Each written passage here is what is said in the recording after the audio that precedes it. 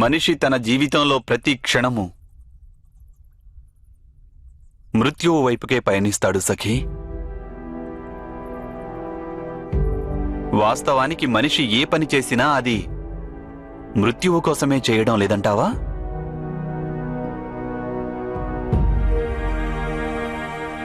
వసంతంలో చివురించేటటువంటి ప్రతి ఒక్క పత్రము మళ్లీ శిశిరంలో రాలేందుకే చివురించడం లేదా?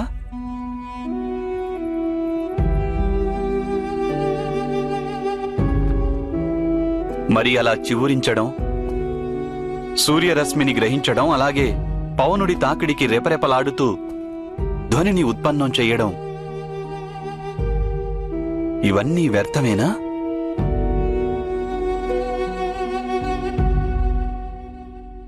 పెను తుఫాను వృక్షాన్ని కుదిపేస్తున్నప్పుడు ఆ వృక్షాంశంపై ఉన్న ప్రతి ఆకు తన శక్తినంతా కూడా తీసుకొని ఆ వృక్షంపైనే ఉండే ప్రయత్నం చేస్తుంది. కానీ శిశిర ఋతువు రాగానే అవి వాటంతటవే రాలిపోతాయి.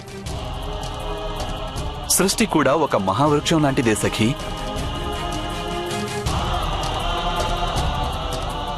అలాగే ప్రతి మనిషి, పశుపక్షాదులు ఈ వృక్షంపై జన్మించి పెరిగి రాలిపోయే ఆకులే. రాలిపోవడం అనేది నిశ్చయం. కానీ ఆ మహావృక్షంపై ఉన్నంత వరకు వారు సంఘర్షణలు, శాంతి రెండింటినీ ఆనందించడం వారి కర్తవ్యం.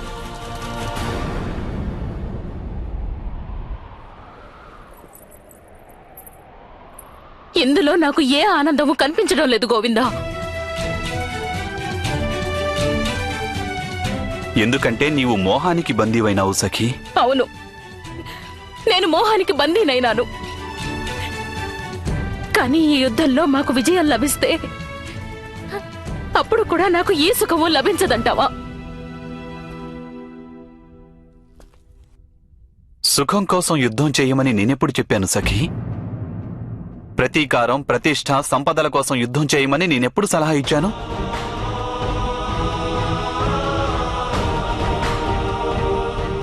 ఈ యుద్ధాన్ని సమాజ సుఖం కోసం చేయాలి సఖీ.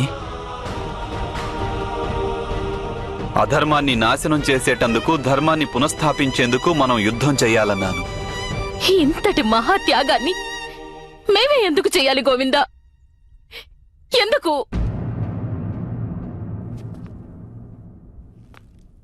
విను సఖీ, మానవ సమాజం రూపొందించిన నీతి, ఆదర్శం, ధర్మం ఇవన్నీ సముద్ర తటంపై నిర్మించిన ఇసుక భవనం మాదిరిగా ఉంటాయి. కాలం తాకిడికి అవి అనునిత్యం కూలిపోతూనే ఉంటాయి. వాటిని నిరంతరం నిర్మించుకుంటూ ఉండటం తప్పనిసరి. లేదంటే నీతి, ఆదర్శం, ధర్మం ఇవన్నీ నాశనమైపోతాయి. కొందరు మనుష్యులకే ఈశ్వరుడు శక్తినిస్తాడు ధర్మాన్ని పునఃస్థాపన చేసేందుకు. ఎవరికైతే అటువంటి శక్తి ఉంటుందో వారు తమ సర్వస్వాన్ని కోల్పోయినప్పటికీ ధర్మం కోసం సంఘర్షణను కొనసాగిస్తూ ఉంటారు. అది ఆ శ్రీరామచంద్ర ప్రభువు కావచ్చు, లేక పరశురామ ప్రభువైనా, లేక వామనావతారమైనా. ధర్మ సంస్థాపనకై కృషి చేసే వారికే నిరంతరం పూజలు చేస్తుంటుంది ఈ లోకం.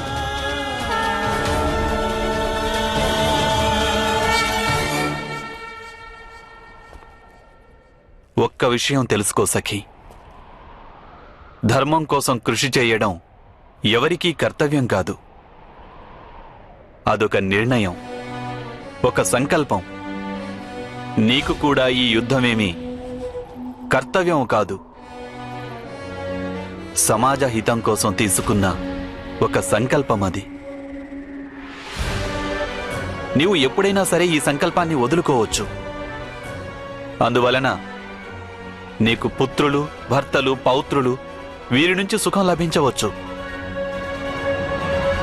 కాని కోట్లాది మంది మానవుల మాదిరిగా నీవు కూడా కాల ప్రవాహంలో కొట్టుకుపోతావు సఖీ. నీ జీవితం వ్యర్థమైపోతుంది.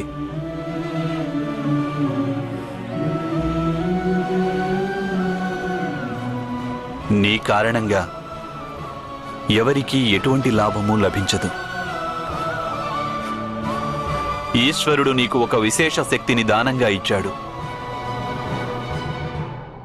ఆ ఈశ్వరుని విశ్వాసం చెదిరిపోతుంది.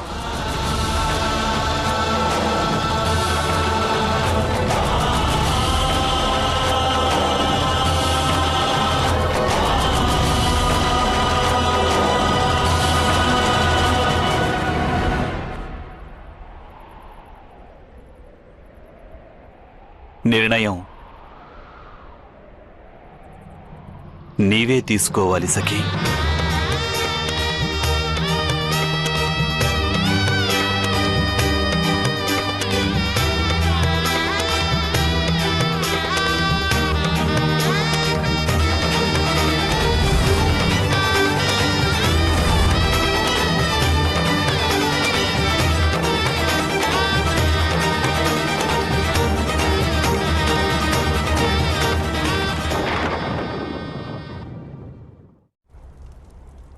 యోగమాయ మళ్ళీ విష్ణుమూర్తిలో ఐక్యమైందా మామయ్య? ఐక్యమవలేదు అభిమన్యు. ఆ మహావిష్ణుని యోగమాయ లోకంలో ధర్మ సంస్థాపన కోసం సదా ప్రకటితమవుతూనే ఉంటుంది. ఒకప్పుడు శక్తి స్వరూపంగా, మరొకప్పుడు భక్తి రూపంలో, వేరొకప్పుడు ఒక వ్యక్తి రూపంలో. మీరు జన్మించగానే ఈ విధంగా అద్భుత మహిమలు ఎలా చేశారు మామయ్య? వత్సా శృతసోమ, భూమిపై మనిషిగా జన్మించిన వ్యక్తి ఎటువంటి మహిమలు చేయలేడు. ఒక స్త్రీ గర్భం నుంచి జన్మించినవాడు పంచభూత సమ్మిళితమైన ఈ శరీర నియమాలకు బద్ధుడై ఉంటాడు. వానిపై జననం, వృద్ధాప్యం, రోగం, అలాగే మృత్యువు, ఈ చతుష్టయ ప్రభావం నిశ్చయంగా ఉంటుంది. కానీ మహిమలు జరిగాయి కదా మామయ్య? అవశ్యం అవి జరిగాయి శతానీక. కాని ఆ మహిమలన్నీ సర్వేశ్వరుడు చేశాడు.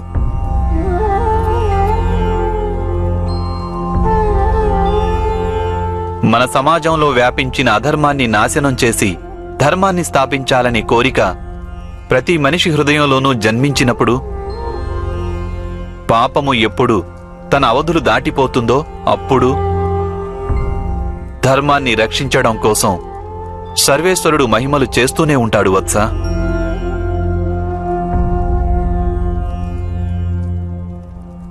ధర్మాన్ని స్థాపించేందుకు మనిషి ఎప్పుడు తన స్వార్థాన్ని, తన ప్రలోభాన్ని, ఈ రెండింటినీ త్యాగం చేసి బలిదానమిచ్చేందుకు సంసిద్ధుడవుతాడో అప్పుడు యావత్ సృష్టి మహిమలతో నిండిపోతుంది. మా మాత దేవకి, మాత యశోద చేసిన బలిదానాల కారణంగానే నాడు కారాగారంలో మహిమలు జరిగాయి వత్స. సృష్టి సమతౌల్యమంటే ఇదే. కాని సర్వేశ్వరుడు మహిమలు ఎప్పుడు చూపిస్తాడంటే మన సమాజంలో నలుదిశలా అధర్మం వ్యాపించి ఉన్నప్పటికీ మనిషి హృదయంలో ధర్మం కొలువు ఉంటేనే. మనిషి సంఘర్షణల పట్ల భయభ్రాంతం కాకుండా ఎప్పుడూ పాపాన్ని ప్రతిఘటిస్తూ మనిషి తన శాయశక్తులా ప్రయత్నిస్తూ తుదిశ్వాస వరకు యుద్ధం చేస్తాడో అప్పుడు వాని రక్షణ కోసం సర్వేశ్వరుడు మహిమలు చూపుతూనే ఉంటాడు వత్స. నాడు ద్యూత సభలో కూడా పాండవులందరికీ అనేక అన్యాయాలు జరిగాయి. కానీ వీరందరూ ధర్మాన్ని ఏమాత్రం విడనాడలేదు.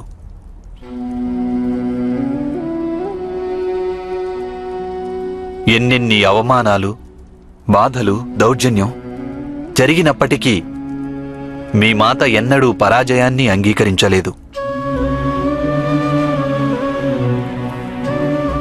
ఈ కారణంగానే సర్వేశ్వరుడు మహిమలు చూపించాడు.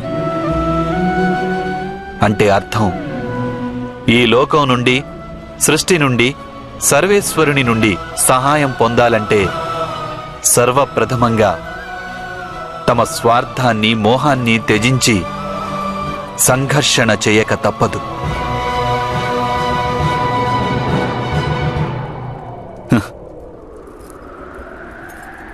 యథార్థమే పలికాను కదా సఖీ.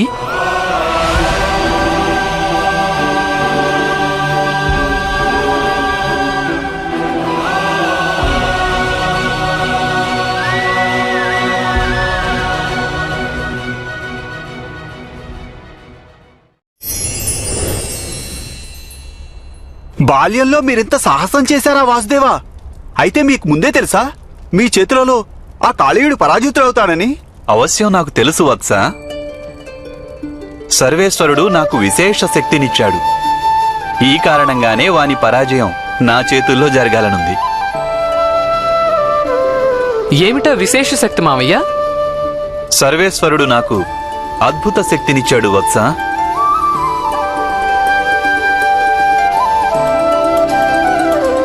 అదేమిటో నీకు తెలుసుకోవాలనుందా? ప్రయత్నం చేసే శక్తి. నాకు నమ్మకం ఉంది, ఒకవేళ నేను సాహసంతో శ్రద్ధగా ప్రయత్నం చేస్తే ఎటువంటి కార్యమైనా నాకు అసంభవం కాదని.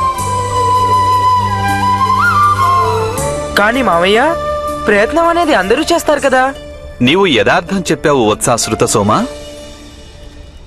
ప్రయత్నం అందరూ చేస్తుంటారు. నిజానికి ప్రయత్నం చేయడమే అవసరం విజయాన్ని పొందేందుకు.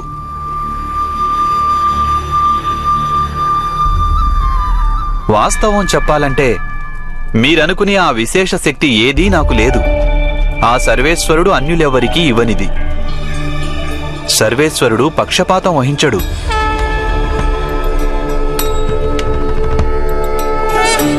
మనం అందరం సమానమైన శక్తితోనే జన్మిస్తుంటాం. కానీ భయం, మోహం, లాలస వంటి లక్షణాలు మనిషిని ప్రయత్నించకుండా నిరోధిస్తాయి. ఇక ఎవరైతే ప్రయత్నమే చెయ్యరో వారిని సాఫల్యం ఏ విధంగా వరిస్తుంది వత్సా?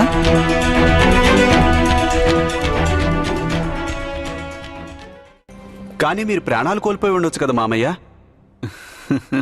ఈ ప్రాణాలు ఏదో ఒక రోజున కోల్పోవలసిందే కదా వత్సా. ఎవరు ఏ ప్రయత్నం చేసినా సాఫల్యానికి వైఫల్యానికి అవకాశం సరి సమానంగా ఉంటుంది.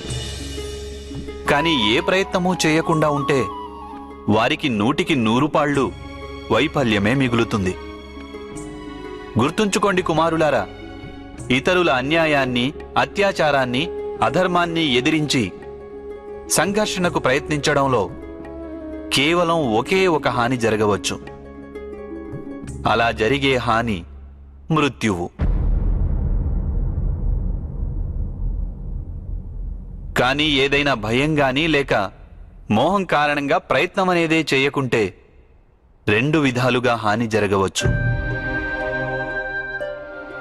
మనలో ఆత్మబలం క్షీణిస్తుంది, ఇంకా అధర్మపరుల అధర్మం పెరుగుతుంది. నేను చెప్పిందంతా యథార్థమేనా సఖీ?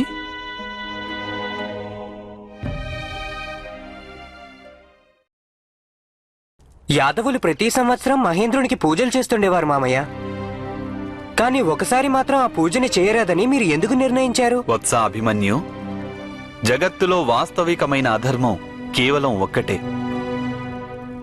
ఎందుకంటే ఏ అధర్మమైనా కేవలం ఏదో ఒక విధమైన భయం కారణంగానే జన్మిస్తుంటుంది.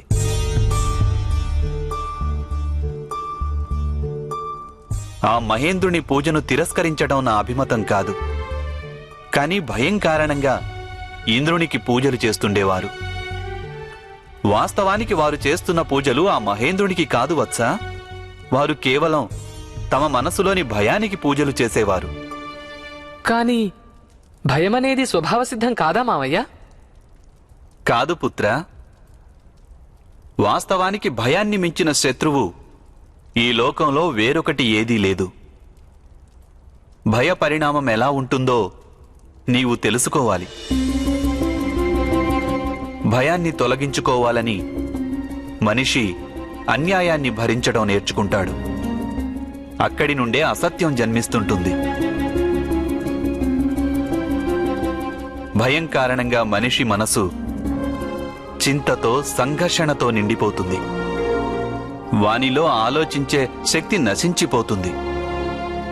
మనసుతో పాటు తర్కం కూడా నశిస్తుంది. భయం వలన మనిషి మనసులో కాఠిన్యం జన్మిస్తుంది. వాని జీవితమంతా దుఃఖభరితమవుతుంది. జీవితంలో ఆనందం లేకుండా పోతుంది. సత్ చిత్ ఆనందం. సచ్చిదానందమే పరమాత్మ స్వరూపం వత్సా. భయం కారణంగా మనిషి పరమాత్మ నుండి దూరంగా వెళ్ళిపోతాడు. కానీ ఇంద్రుని పూజ మహాపరాధమేమీ కాదు కదా మామయ్య. వత్సా ప్రతివింధ్య, ఏ శక్తి అయినా అంత పెద్దదేమీ కాదు దానిని పరాజితం చేయలేకపోవడానికి. అలాగే ఏ అధర్మమైనా అంత చిన్నది కూడా కాదు దానిని పరాజితం చేయవలసిన ఆవశ్యకత లేనంతగా.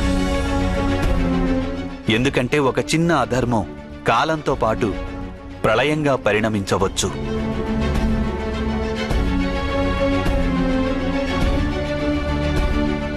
నేను వాస్తవమే చెప్తున్నాను కదా సఖీ.